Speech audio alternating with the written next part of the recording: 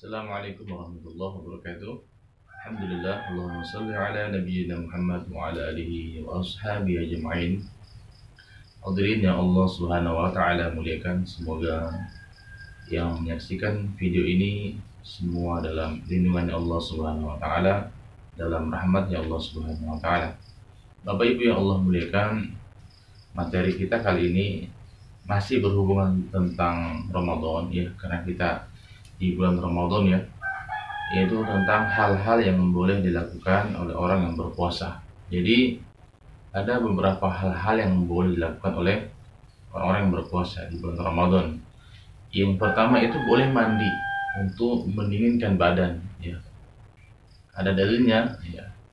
Dan diriwayatkan dari Abu Bakar bin Abdurrahman dari sebagian sahabat Nabi Shallallahu Alaihi Wasallam, dia berkata bahwasanya kami pernah melihat Nabi Shallallahu Alaihi Wasallam menyiram kepalanya ketika itu Nabi Shallallahu Alaihi Wasallam sedang berpuasa. Ya, Nabi menyiramnya karena panas yang menyengat sekali di surat Abu Daud. Jadi Bapak Ibu yang Allah muliakan, dibolehkan ketika kita memang merasa sangat panas ya, atau dahaga sekali, itu dibolehkan mandi, itu tidak apa-apa ya.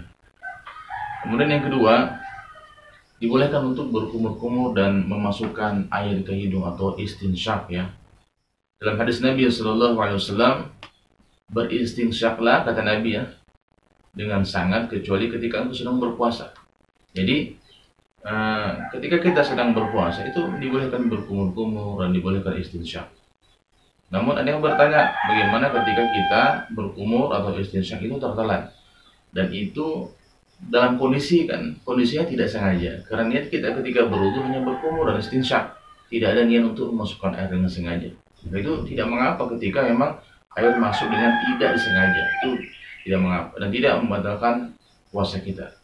Maka Bapak Ibu yang Allah muliakan ya, jadi tidak usah ragu-ragu lagi, berkumur saja ya, tapi hati-hati dan beristinsyak saja, tapi dengan catatan tadi, dengan berhati-hati. Maka ketika kita sudah berhati-hati tetap masuk, dan itu tidak mengapa, karena niat awal tadi adalah untuk berkumur dan beristinsyak, bukan untuk sengaja menelan air untuk menghilangkan dahaga.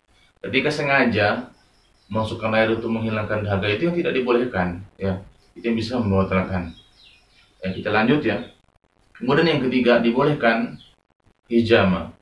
Hijama ini berbekam ya, karena ada riwayat dari Ibnu Abbas radhiyallahu anhuma, dia berkata bahwasanya Nabi Shallallahu Alaihi Wasallam pernah berbekam ketika itu Nabi Shallallahu Alaihi Wasallam sedang berpuasa ketika itu. Maka itu dibolehkan. Tapi dengan catatan ketika tubuh Anda menjadi lemes ketika selesai berbekam, itu nggak dibolehkan. Nah, itu ya, yang bisa menyebabkan batal puasa ya. Ketika selesai berbekam kemudian antum sampai pingsan, itu yang nggak boleh ya.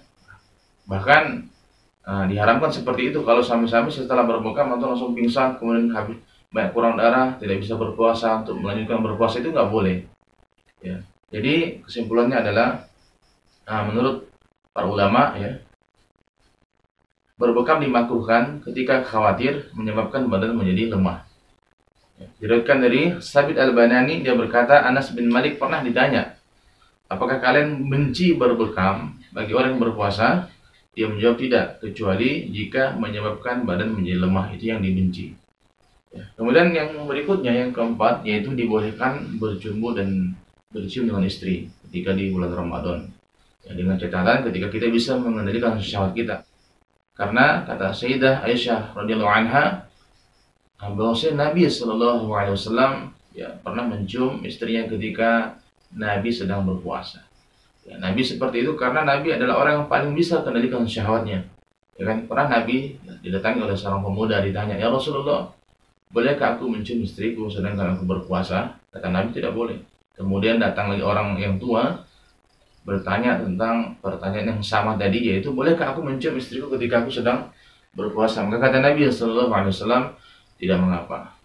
Kemudian Nabi Sallallahu Alaihi Wasallam menjelaskan karena orang tua bisa mengendalikan syahwatnya. Artinya di sini bagi siapa yang bisa kendalikan syahwatnya, ya, bisa kendalikan syahwatnya, maka boleh menyentuh istri, yang mencium istri itu dibolehkan. Yang dilarang itu bahkan diharamkan. Yang menurut Imam Asy-Syafi'i, ketika kita tidak bisa kendalikan syahwat kita, baru mencium istri langsung ada gejolak syahwat ingin melakukan hubungan badan, itu yang tidak dibolehkan. Kemudian yang berikutnya adalah boleh bersiwak, memakai wangi-wangian, ya, celak mata, dan boleh meneteskan obat mata ke mata, itu tidak mengapa. Atau suntikan obat, ya, tapi bukan untuk mengenyangkan, untuk menambah stamina, itu yang tidak dibolehkan. Suntikan seperti itu tidak dibolehkan. Tapi kalau untuk suntikan sakit gitu ya, ketika Anda sakit, demam atau apa, itu dibolehkan saja. Itu tidak mengapa. Karena apa? Ketika memang ini dilarang, maka pasti ada dalil dari Al-Quran dan hadis yang akan yang akan disampaikan oleh baginda Nabi Sallallahu Alaihi Wasallam, ya, ketika memang itu perkara-perkara yang dilarang dalam agama, perkara-perkara yang dilarang dalam berpuasa. Tapi ini tidak ada dalil, ya, dari baginda Nabi Muhammad Sallallahu Alaihi Wasallam. Ya, dari Allah juga tidak ada disampaikan bahwasanya tidak larangan-larangan seperti ini. Artinya Bapak Ibu yang Allah muliakan, dibolehkan, ya, memakai wangi-wangian, bercelak, bersiwak, dibolehkan semuanya. Ya, jadi tidak usah ragu lagi. Jadi semoga dengan taklim seperti ini kita diberikan kepahaman oleh Allah Subhanahu wa taala, dan diberikan wawasan yang luas, ya, sehingga kita tidak ada keraguan ketika kita mengamalkan. Semoga pengajian pagi ini, ya, diberkahi oleh Allah Subhanahu wa taala dan kita semua dimudahkan. Insyaallah video selanjutnya kita akan membahas lagi tentang Ramadan, ya. Karena masih di bulan Ramadan, maka materi kita setiap hari insyaallah yang berkenaan dengan Ramadan. Jika ada yang ingin ditanyakan, bisa ditanyakan di kolom komentar channel ini. Semoga tausiah ini, talim ini bermanfaat untuk kita semua dan bisa di-share ke saudara-saudaranya, sehingga bermanfaat juga untuk orang lain.